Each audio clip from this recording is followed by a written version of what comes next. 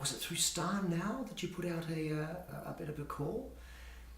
And I read the little section that you wanted voice talent to audition with, and I thought, well, this is great, lovely high drama, and the general broad brushstrokes of how you describe the project sounded like something ideal. Unfortunately, at the time I was so busy with a voice acting competition that I was involved in that I didn't think I could commit to playing one of the characters, even though I did do an initial audition for you. So that attracted me in, but then I realised I couldn't do it. But of course, there was a way for me to even be involved without committing to doing a full character, which was of course doing the announcer role.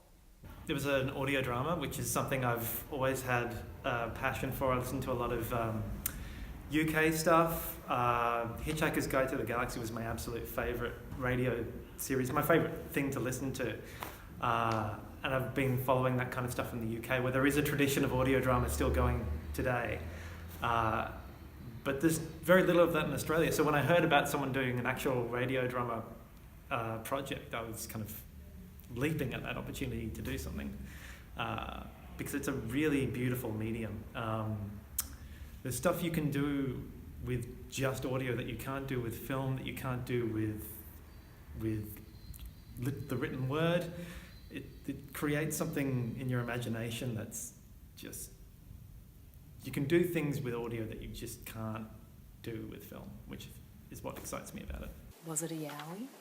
Do Yowies exist? And it's a family drama at the end of the day. It comes down to this family story, and I like exploring that kind of stuff. And I've never done something like this before, this sort of radio play podcast style thing, so I was excited to try something completely different. So this originally started out as a student assignment at RMIT, but I quickly was so drawn by the idea and the material and just the medium itself. Working in audio was just such a freeing environment, because you could do anything. You're not limited by budgets in terms of locations, because it's all created through sound. So you can be in space, you can be in the bush, you can be underwater, you can be anywhere. And this story, I could see, had a huge potential for those sounds. I managed to bring Mitch and James on board to do our audio production, and those guys had such a passion for the medium, for sound, for audio, for podcasting, and so it was really exciting right from the get-go. It was really great that we could get everyone to record together. It can be a rare thing when you're doing just studio records, to get everyone in a room and be able to play off of each other. It was really nice to get people to perform and be able to watch each other, get each other's actions. It really helps the performances when they've got people to play off of. So it was really great to see people, to see them perform, to see them bring a lot to their roles. It was really cool.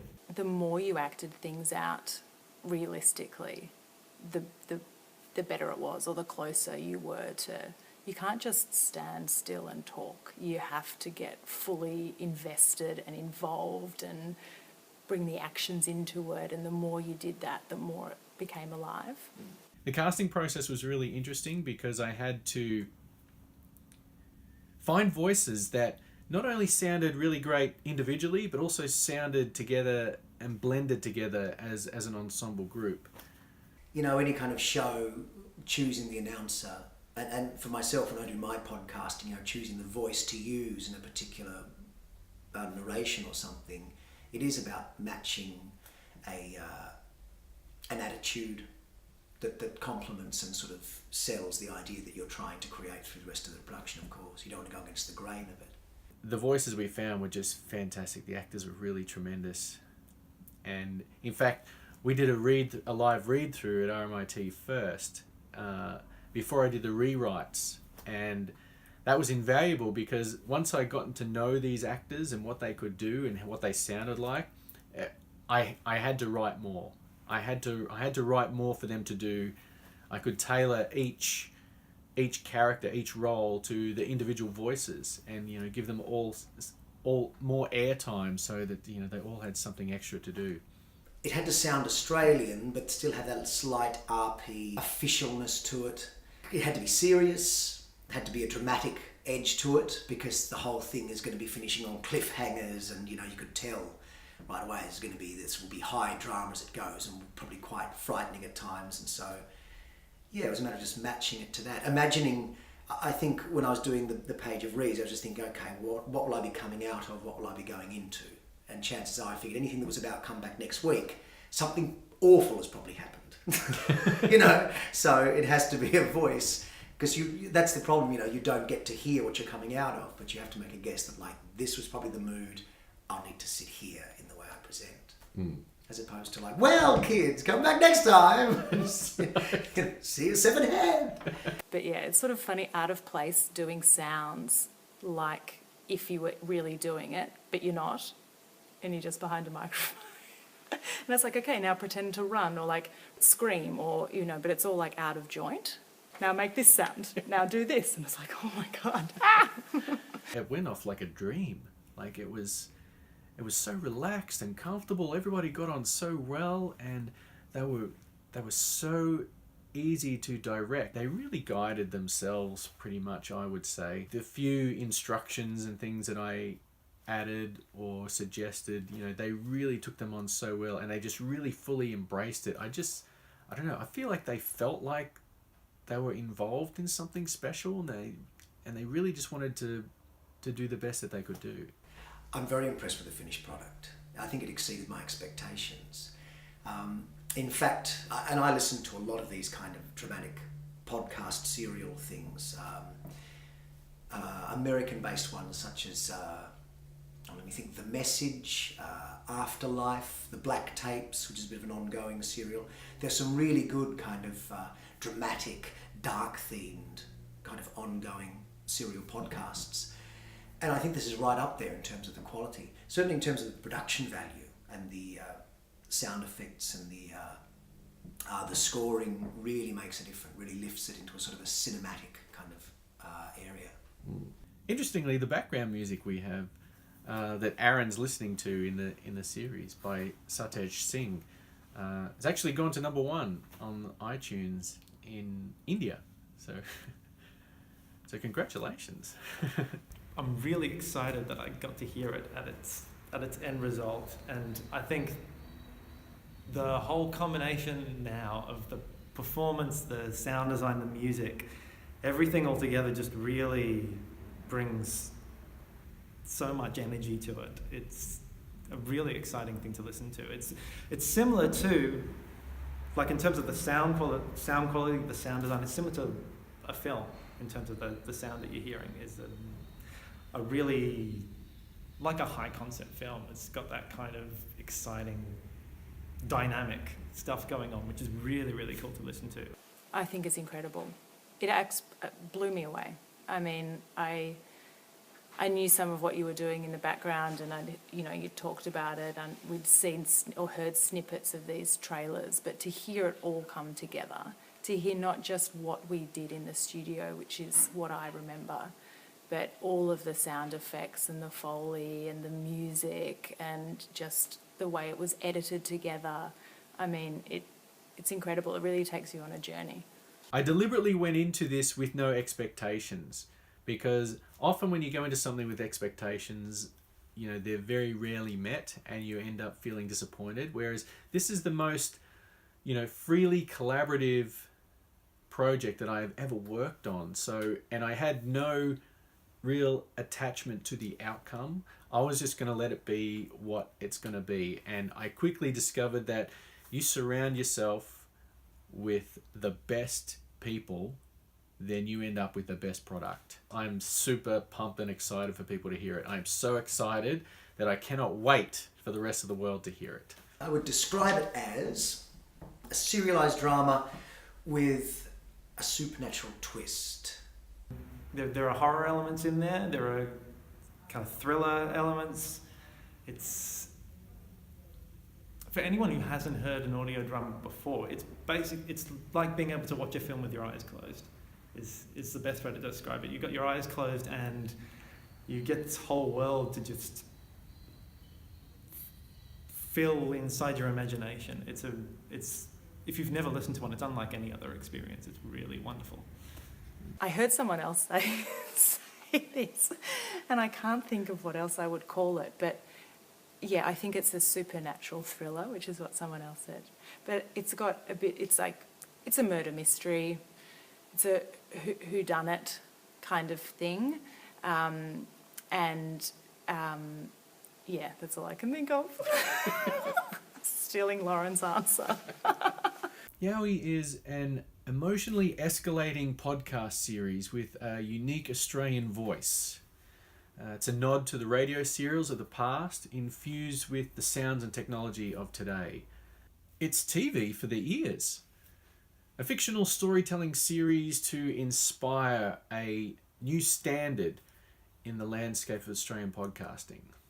We would record a whole bunch of different takes. And so the process of, in some bits of dialogue, so you'll have one of the performers give, maybe 10 different takes on something, and listening through to each one just with your ears wide open, kind of trying to choose between like 3 different takes that are really similar, but one kind of brings out more of this more kind of passion and anger, one's got a kind of subtlety to it, and piecing things together in there it can be really hard to kind of finalize and make up your mind on which way to go, because there are so many different options. Gosh, there were so many challenges getting this up and running. Certainly finding the money to pay for it all was very challenging. We had some, amazing donations and, support from people that was just so incredible. They were just so on board. Building the website was certainly quite a challenge. Certainly there were a lot of things that I learned along the way that certainly would speed up the process next time around. Sorting out all that time coding stuff for music and effects for Josh Walker. Oh my God, hats off to Josh Walker. Did such a tremendous job at music and effects, doing all our sound design.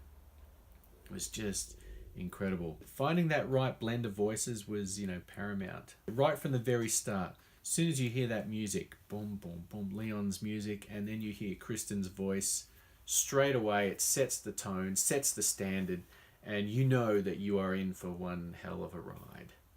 It was funny with, things like footsteps and clanking things around or moving things around and thinking, oh, I didn't do that, but it's kind of odd, but it's kind of cool as well. What I thought was interesting was, when you're hearing it back for the first time, after seeing the actors, standing around in the studio, it was hard for me to get it out of my head that they were just standing there in front of the microphone doing these actions. But once we put the sound and everything inside it, I had trouble, recalling that they were standing in a studio in front of a microphone. They weren't actually doing all these actions and things that we put that in afterwards. But to hear it all together, it sounds like they're really doing these things. It's just amazing. Terrific job.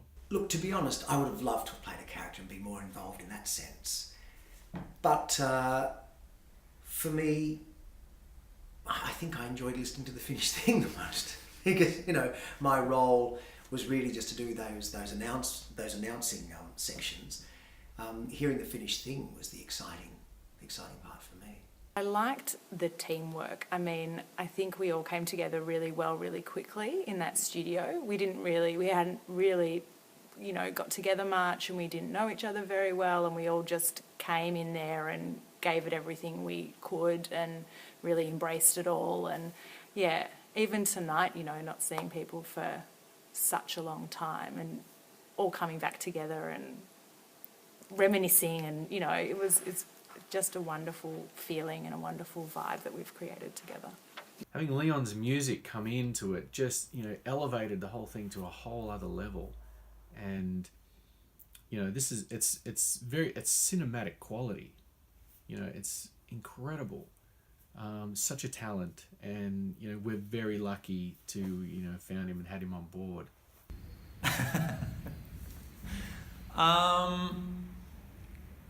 I believe in the chocolate. And I firmly believe that the chocolate should continue. Well, it came back, didn't it?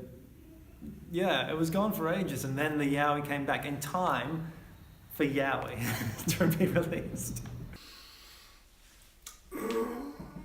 I don't not believe in Yowies, but I have no reason to believe in Yowies.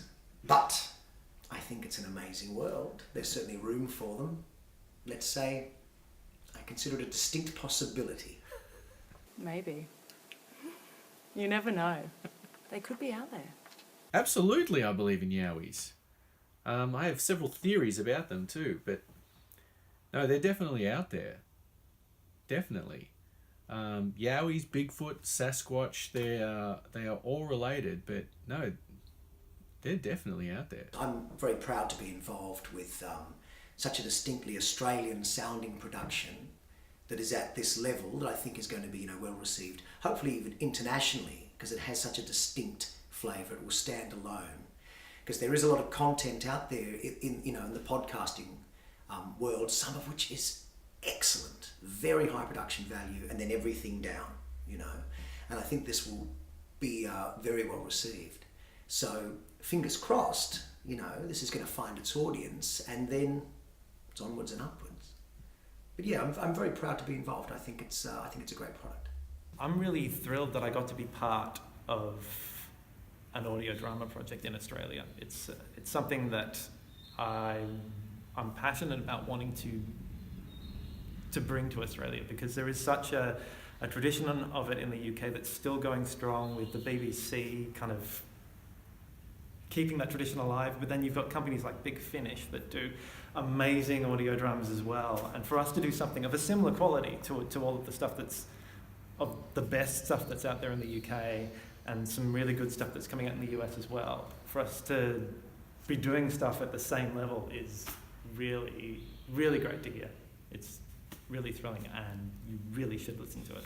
I had such a good time doing it, and yeah, like I said before, it was something completely new and exciting and different, and just to see how it went from standing in a studio recording our dialogue to this final product, I just think it's incredible, and it's been such an amazing thing to witness the little bits along the way that I've heard, and now to see it all come together. And I just think it's thrilling and exciting, and you're on the edge of your seat waiting to find out what happened.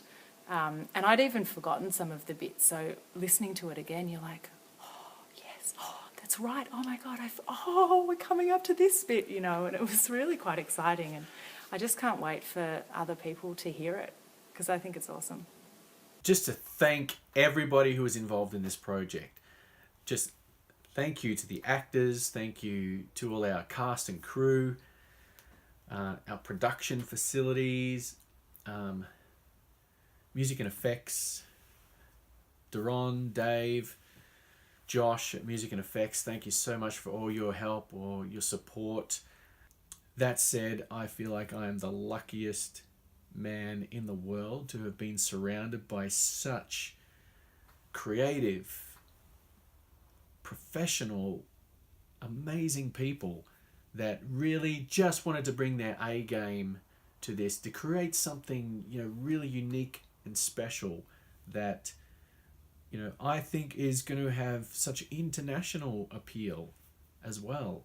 And I owe it all to these people, surrounding me on this project. A project is only as good as the people that you surround yourself with. And this has been just the most amazing collaboration. And I'm certainly, I've never been more proud of any project that I have done in the past than this. And I cannot wait for the world to hear it. Bring it on.